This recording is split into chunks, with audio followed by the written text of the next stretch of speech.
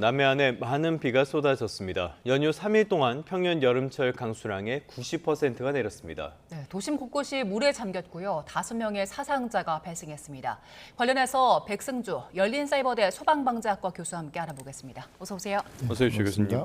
자, 이번 비 굉장히 단기간에 많은 비가 집중이 됐던 것 같아요. 평년 여름철 강수량의 90%에 달하는 비가 단 3일 동안에 쏟아졌다. 이게 경남 남해안의 상황이거든요. 이건 굉장히 이례적인 상황이라고 봐도 되는 거죠? 그렇습니다. 지금 현재 매우 극한의 상황이 지속되고 있는 건데요. 네. 조금 전에 집계에서도 보면 어제 오후 집계로만 봐도 90%인데 이제 연간 평균 강수량이 거제가 930mm 정도, 그리고 통영이 730mm 정도 되니까 예. 초과한 겁니다.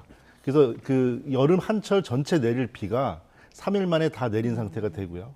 지금도 이제 강수량은 줄어들고 있는데 지금 현재 이제 강우 이후에 2차 피해도 우려되고 있는 상황입니다. 예, 비가 많이 내린 것도 걱정이지만 짧은 시간에 많이 내렸기 때문에 피해를 더 키운 것 같은데 방제 측면에서는 이게 실제로 어느 정도 위험한 겁니까? 지금 현재 호우에 있어서도 사망자도 발생을 예. 하셨고, 그리고 사망자께서는 집에 계시다가 산사태로 피해를 입으셨죠. 그래서 부상자도 거제 2분, 통영 1분, 울산 1분 이렇게 퍼져 있는데 방제 측면에서는 지금 재난이 2차 피해가 가장 우려가 됩니다. 지금 현재 산사태 부분에 있어서는요, 비가 그친 상황에서 이제 48시간이 가장 위험한 상태로 봅니다. 지금 산림청에서는 이제 주의 단계라고 하는데, 예. 저 같은 경우는 호우를 직접 당한 지금 거제, 통영, 울산 지역 같은 경우는 심각 단계 이상으로 봐야 된다고 봅니다. 왜냐하면 이제 산사태라는 건 광역적인 위험성을 좀 공개적으로 공지하는 측면이 있는 건데, 비는 아무래도 지역에는 극한호우로 집중이 됐지만 넓은 지역에 오는 비는 몰리게 돼 있잖아요. 네. 그러니까 이게 스며들면서 땅 밑으로 몰려드는 것은 낮은 곳에 저지대 취약한 부분으로 몰리게 돼 있습니다. 그렇기 때문에 지금 당장 위험이 닥친 상태가 되겠고요. 48시간이 지난다고 해서 해소되는 게 아니고 이건 최소 2주 이상은 경사지, 축대 이런 부분은 위험을 주의 깊게 관찰하셔야 합니다. 그러니까 비는 그쳤고 호우주의보도 해제가 됐지만 산사태 위험은 여전히 있다는 얘기네요. 그렇습니다. 최소 48시간이 가장 위험한 기간으로 보고요. 예.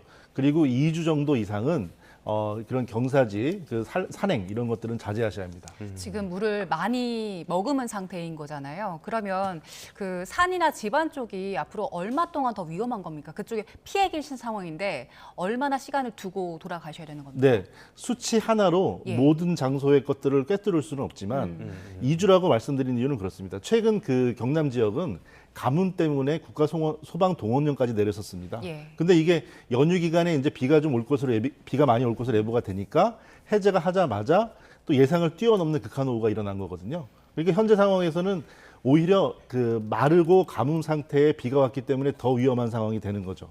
거기다가 기본적으로 지금 사고에서도 우리가 교훈을 얻어야 되지 않습니까? 이 안타까운 사고에서도 예. 오랫동안 그 자리를 사고 없이 버티던 아파트에서 댁내에 계시던 주민께서 사고를 안타깝게 당하셨어요. 예. 이것처럼 어디도 안전한 데는 없습니다만 거기에다가 더욱 취약한 저지대, 축대, 경사지, 산행 이런 것들은 위험한 곳은 살피시고요. 그리고 갈지 안 갈지 판단할 수 있는 곳은 가지 말으셔야 되겠죠. 알겠습니다. 이번 폭우에 따른 피해 그리고 더 주의해야 될 점 여러 가지로 살펴봤는데요. 이번 기상 상황에 조금 더 집중을 해보도록 하겠습니다. 거제와 통영 굉장히 송곳적으로 피해가 폭우가 집중이 됐습니다. 이런 송곳폭우가 발생한 배경은 뭡니까? 네, 일단 기상적으로는 태풍 돌핀의 영향으로 태풍보다는 훨씬 더 약한 저기압의 기류가 있는데 예. 태풍은 기류는 북반구에서는 저기압은 반시계 방향으로 회전을 합니다. 그래서 하층 제트의 수증기가 올라오고 있는데 지금 화면에 보시는 고기압 기류에 막혔어요. 그러니까 저기압과 고기압 사이에 바람길이 사이로 바람이 갈 수밖에 없잖아요. 그래서 이번에 호우가 내리는 부분도 큰 비가 올 것은 예상을 했지만 예. 문제는 저 고기압의 쪽에 정체가 되면서 하층 제트가 고기압을 만나서 따뜻한 바닷물을 수증기를 뿜어 올려서 끌어올리고 이것을 남해안 산지대랑 만나면서 비를 한 곳에 뿌려 내리는데 고기압을 만나면서 정체가 된 거죠. 그래서 많은 비구름을 단시간 동안 쏟아내는 그런 문제를 일으키게 된 겁니다. 예. 많은 비가 피해를 키운 이유 중에 하나는 그 예측을 제대로 하지 못했기 때문도 있는 것 같은데요. 일단 기상청에서는 당초에 한 200mm 정도를 예측했었는데 부울경 지역에 900mm 넘는 비가 내렸잖아요.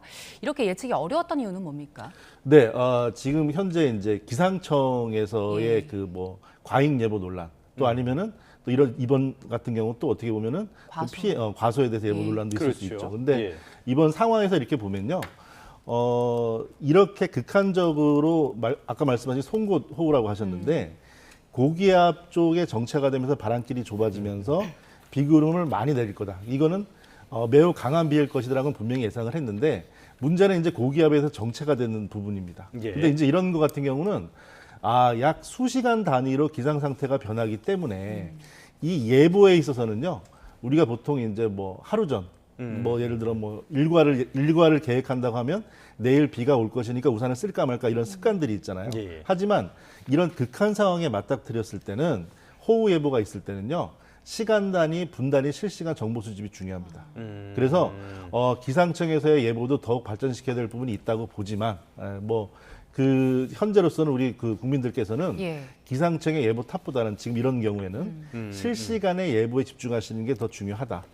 그렇게 봐야 될 것 같습니다. 그러니까 예보에 문제가 있는 건 사실이지만 네. 이런 상황에서는 예보가 어느 정도 한계가 있을 수밖에 없기 때문에 실시간 상황을 조금 더 주목할 필요가 있다. 사실 선진국과 네. 대비해 보면 예보 상황에서는 우리가 매우 첨단적인 방향으로 가고 있습니다. 그리고 우리가 이제 밀도가 높다 보니까 네. 도심지와 이게 도시 집중으로 해가지고 쪼개서 많이 예보를 하는 단계로 가고 있어요. 예. 근데 하지만 이런 상황은 꼭 예보의 잘못이라기보다 또 어떻게 보면 저는 객관적으로 말씀드린다고 볼 수 있습니다. 그래서 해외 사례랑 비교를 해봐도 예. 첨단적이긴 하지만 중요한 거는 국민들께서 이런 그 극한의 기후 상황에서는 시간 단위의 정보 접근이 중요합니다. 예. 예보는 어디까지나 예보지 예언은 아니니까요. 우리가 네. 대응하는 것도 필요할 수밖에 없겠습니다. 자, 며칠 사이에 재난, 극한 가뭄에서 극한 폭우로 완전히 상황이 뒤바뀌어 버렸단 말이죠. 이런 정반대의 재난 상황이 짧은 시간 동안에 겹치고 있는 거 이런 것들은 어떻게 봐야 됩니까? 네, 재난을 우리가 대응을 하다 보면 분석을 하게 되고 그럼 분류를 하게 되는데요. 네. 분류를 하다 보면 취약한 부분이 생기는데 어디까지가 누구의 관할인지 구분이 생깁니다. 이번 같은 경우도 호우에 있어서는 기상청의 예보를 탓할 수도 있게 되겠고요. 예. 그리고 이런 침수가 나오고 이런 상황에서는 지자체의 책임도 있겠고요. 또 산사태는 재난관리 주관기관이 또 산림청입니다. 이렇게 구분되는 재난은 이제는 강력화되면서 서로 교집합이 생기죠. 지진 이후의 사망자보다 대형 강진에서는 지진 이후에 2차 피해 사망자가 더 많은 게 일반적입니다. 예. 매우 안타까운 일이지만 지진에 의한 지금처럼 산사태가 수십 년, 100년, 200년을 버텨오던 산이 무너지는 상황에서는 예. 산사태의 피해는 당장 어쩔 수 없다는 재난 그 불가항력적이라고 보더라도 그에 따른 2차 피해는 줄여야 되겠죠. 그렇기 때문에 재난의 강도가 높아질수록 서로 복합적이니까 우리가 이제는 한두 가지 키워드만 가지고 준비할 게 아니고 예. 매우 첨단적이고 복합적으로 그에 따른 대응을 해야 예. 된다 말씀드립니다. 예, 교수님 이제 그 남부 지역에 폭우가 좀 잦아드는 상황이긴 하기 때문에 복구 작업에 들어가야 되잖아요. 근데 이미 집안이 물을 많이 머금고 있는 상태여서 위험할 것 같은데 복구 작업할 때는 어떤 부분 신경 써야 됩니까? 네. 한자어로 우리가 이제 듣는 개념은 좀 다른데 다른 어떤 나라에서는 한자어로 부응이라는 단어를 씁니다. 재난에 있어서 복구란 단어 느낌 자체가 원상태로 돌린다는 개념이잖아요. 원상태로 재난을 돌리게 되면 그 똑같은 크기나 더 큰 재난이 오게 되면 다시 막을 수가 없게 되겠죠. 예. 재난을 교훈으로 삼고 더 강력하고 체계적인 대응이 필요한데요. 지금 같은 경우도 이 도심지에서 상상을 뛰어넘는 호우입니다. 2002년도에 태풍 루사 때 우리 전국에 97개 공식적인 기록 관측소가 있는데요. 역대 기록 관측의 3위입니다. 예. 그리고 1, 2위가 2000년 태풍 루사 때 대관령 지역 산간 지역이었고요. 그렇게 보면은 기록에서는 1위라고 봐야죠. 태풍이 아닌 상황에서는 공식 관측에서는 최고의 비가 왔고요. 네, 그러니까 이렇게 통영 지역은 10위 정도 됩니다. 그러니까 이런 강력한 재난은 앞으로 또 더 기록될 것입니다. 예. 그리고 그 장소는 어느 한 군데만 국한되지 않겠죠. 네, 그렇기 때문에 좀 복합적으로 강력한 대응이 필요합니다. 알겠습니다. 기후 위기는 계속 이어지고 있는 그런 상황이라고 볼 수가 있겠는데요. 앞서서 교수님께서 전해주셨습니다만 산사태 앞으로 더 어떤 위험들이 있을지 이 부분 조금 더 한번 집중해 보도록 하겠습니다. 지금 산사태, 침수 이런 위험들은 앞으로도 계속 당분간 이어진다는 말씀이신 거잖아요. 네. 그렇다면은 어떤 부분들, 어떤 징후가 보이면은 대피를 하고 어떻게 대응을 해야 되는지 이 부분에도 조언을 해주시면 좋겠는데요. 네, 당장 그 해당 지역 그 우리 국민분들 오늘 아침만 해도 이제 출근을 시작하시잖아요. 그렇게 되니까 일단은 하천 지역에 급류가 생길 것이고요. 예. 그리고 지금 산사태 주의 단계이긴 한데 더 심각하다고 봅니다. 그래서 경사지에 산사태 붕괴 이런 것들이 생길 것이고 예. 또 밤사이 미처 신고가 안 들어간 도로 유실도 있을 겁니다. 그렇기 때문에 일단은 하천, 경사지, 축대 이런 곳에 가능하면 접근을 하지 마시고요. 예. 그리고 인근에 계신 분들은 항상 상황을 살피셔야 하는데 직접 가서 살핀다는 지금의 단계는 위험이 상존하고 있기 때문에 불이 나 있는데 들어갈 필요는 없는 거잖아요. 네, 그렇기 때문에 그렇죠. 접근하지 접근하지 마시고 관망하시고 그리고 상태를 주의 깊게 보시고 조금이라도 이상 상황이 있으면 신고를 하셔서 알리셔서 피해 확산을 막으셔야겠습니다. 예, 일단 그 산사태 위험 지역 근처는 네. 되도록이면 좀 피해가는 게 좋겠다 말씀 주셨고요. 네. 그 침수와 범람도 이렇게 폭우가 내릴 때마다 반복이 되는 상황인 건데 범람 같은 경우에는 그 도로를 지나갈 때 이미 그 차의 바퀴에 물이 어느 정도 찼을 때 네. 차를 끌고 나가면 안 된다라는 걸 알고 있지만 이미 주행 중일 때는 또 대응 요령이 좀 달라질 것 같거든요. 어떻게 대응해야 됩니까? 네, 그렇습니다. 지금 정말 매우 긴박한 전해지는 뉴스로도 아파트 주차장도 침수가 돼서 예. 차량을 이동하다가 이동이 안 되니까 창문으로 탈출했다는 그런 인터뷰도 제가 봤는데요. 그러니까 지금 상황에서는 차량은 일단 도로에 있는 상태에서는 이 도로가 배수 기능을 상실했을 때는 진입하면 안 되겠죠. 그러니까 비가 오는 상황에서는 그 판단을 할 때 차량의 입장에서 보면 30cm를 위험의 한계로 봅니다. 왜냐하면 차량 바퀴의 절반 정도가 되고요. 그 정도 되면 차량이 뜨게 되고 마음대로 통제할 수 없게 되겠죠. 근데 그때까지 가서는 안 되겠죠. 한계로 보게 되면 인도와 차도를 경계하는 그 보도, 인도 턱이 있죠. 그 보도 턱 정도가 안 보이는 정도. 예. 약 15cm 정도 됩니다. 그 정도가 안 보인다면 그곳은 벌써 도로가 배수 기능을 상실한 겁니다. 인도가 잠긴 지역이면 이제 가면 안 됩니까? 그렇죠. 인도의 높이까지 차도에 물이 차 있다고 하면 그 차도는 배수 기능을 상실한 거기 때문에 예. 진입을 절대 하시면 안 되겠고요. 예. 지금 같은 상황에서는 정상적인 상황이라도 저지대 지하차도는 우회하시기를 당부드립니다.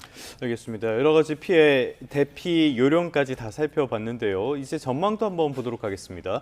폭염이 다시 찾아온다고 하는데요. 남은 기간 동안에 추가로 집중호우가 내리거나 이럴 가능성은 없나요? 네, 호우의 그 가능성은 계속적으로 있고요. 그리고 남해안 그리고 동해안 남부 일부 지역을 해가지고 호우는 계속 올 건데, 비는 계속 내릴 것 같은데요. 근데 이제 비 이후에 지금 오늘도 폭염 그 일기예보가 있겠고요. 예. 그러면 말씀드린 가뭄 이후에 또 호우 이후에 폭염 상황까지 그 최악의 상황이라고 볼 수 있죠. 위험이 계속 가중되고 있습니다. 그 블록을 쌓듯이. 예. 네, 그래서 지금 이재민 분들의 대피 상황에서 위생 상태 그리고 복구할 때도 2차 감전이나 가스 이런 유출도 봐야 되겠고요. 지금 도로 유실 때문에 가스 배관을 위험을 알리는 보호 테이프까지 노출되고 이런 사례들도 예. 지금 전해집니다. 그렇기 때문에 전체적인 포괄적인 재난 상황에서는 개인적인 판단보다 그 정부, 지자체의 안내와 통제를 따르시고요. 그리고 지자체에서는 이재민 방역과 그 건강 관리에 신경을 많이 써주시길 당부드립니다.